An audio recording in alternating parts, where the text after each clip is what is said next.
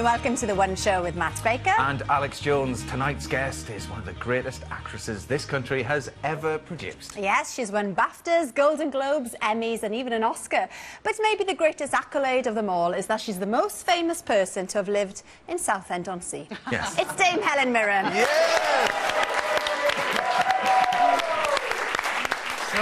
Dame Helen, we were saying there, Southend-on-Sea.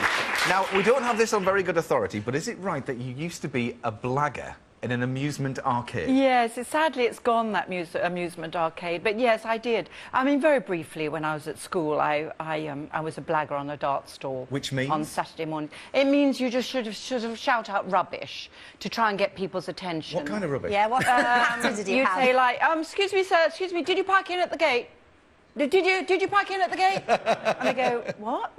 You know, did I what? You've got it. And they come over. What did you say? Well, anyway, did you park in the gate? Anyway, it doesn't really matter. But we've got a lovely stall here, lovely prizes. Brilliant. That's how we get our guests. That's quite blagging. similarly. Yeah. We stand outside. Yeah. But... Yeah, we just be very vague into the conversation. Okay, well, we'll be talking more about the charity you're here to talk about a little bit later. Yes. Now, well, Helen, in your autobiography, we spotted 8 pictures with dogs. And you're obviously a big dog lover yourself. I'm a big dog lover. I absolutely love dogs. But, you know, dogs is all about the owner, as the woman on the film said. Mm-hmm. It's absolutely about the owner. And I think that people have to understand that getting a dog is the most miraculous, wonderful animal who can help you. I mean, they can do amazing things that we're still finding out about. But to own a dog is not like owning a cat or a goldfish. No, it's a big... You know, a dog is something that you have to be knowledgeable about. I believe people should be trained, you know, in knowing any dog, any person who takes a dog should have a course on understanding dog behaviour. And interesting, you do have a bit of a soft spot for the Staffy type. I do, yes. Our dogs that we had in America were very similar to a Staffy, you know. A strong dog, basically what I would call a country dog. Yeah. You know, you have to understand what a dog is bred for originally as well. You know, if you take a dog that's bred to run after a carriage, you know, like a Dalmatian, you don't stick it in an apartment, in a small apartment. Yeah. It's supposed to run for 40 miles a day. You know, that's what it's bred for. We need you to So go out and do some dog films for us. This is marvellous. This is great. Hello, dog lover, love it. Anyway. Well, on a completely different note, we've all been following the story of Fabrice Muamba, the young footballer who collapsed on the pitch earlier this month. Yes. Now, something similar happened to a friend of yours at a premiere. He had a cardiac arrest, didn't he? Tell us the story. Absolutely. A young friend of mine was invited to my premiere of The Debt, which was about 2 or 3 months ago. And I was off doing my thing, having my photo, you know, pressing the fresh, talking to the press. Yeah. And towards the end of the evening, as I was leaving, someone came up and said, you know, Chris, my really good friend, had a cardiac arrest. He's in hospital. I said, what? How? And they said, well, by a miracle, and it honestly was a kind of a miracle. When you have premieres, they have medical staff, you know, prepared. Standing by. The miracle was that it happened to Chris, literally on the red carpet, and there were paramedics standing by, working for the event. But also, which I learnt subsequently, these paramedics are part of an organisation called now called the Voluntary Response Organisation, which are voluntary people who have learned, you know, CPR, who've learned first aid. And can use a defibrillator. Defibrillator is a word I'm going to say a lot. I'm not very good at it. But you've been there today, haven't you, Helen? You've been with the group. I'll call it the defib. The defib. Yeah. But you know, it's an amazing organisation. You know, a statistic which I just learnt today, actually, for the first time. I was at the ambulance. Well, there you are in service. action. We can see you doing it. Yes, learning CPR, which is very simple. And it's the first 5 or 10 minutes that's so important in saving someone's life. Yeah. 260 children die a year in schools from cardiac arrest. It's incredible. 260 children.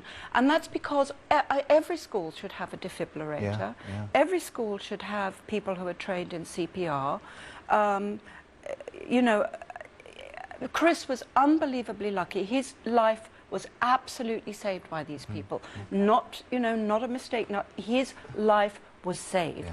because he was lucky enough to be near people who knew what to do. They knew how to do it within the first 2 or 3 minutes of his major cardiac arrest. And Chris is with us tonight. Was he with you today as well at the volunteer? Yes, he group? was. Yes, absolutely. He's become close friends of the man who saved his life, basically. Right. Okay. Who's also here. Yes. Yes. There he is, standing there in his uniform. Yes. And, you know, many of these volunteers are retired, working policemen, That's the working thing I can't military. believe- You know, yeah. men come back from Afghanistan Yeah. and immediately sign up to be volunteers. RAF Northolt, they immediately sign up to be volunteers with the response response organisation, which is absolutely incredible that they dedicate their free life.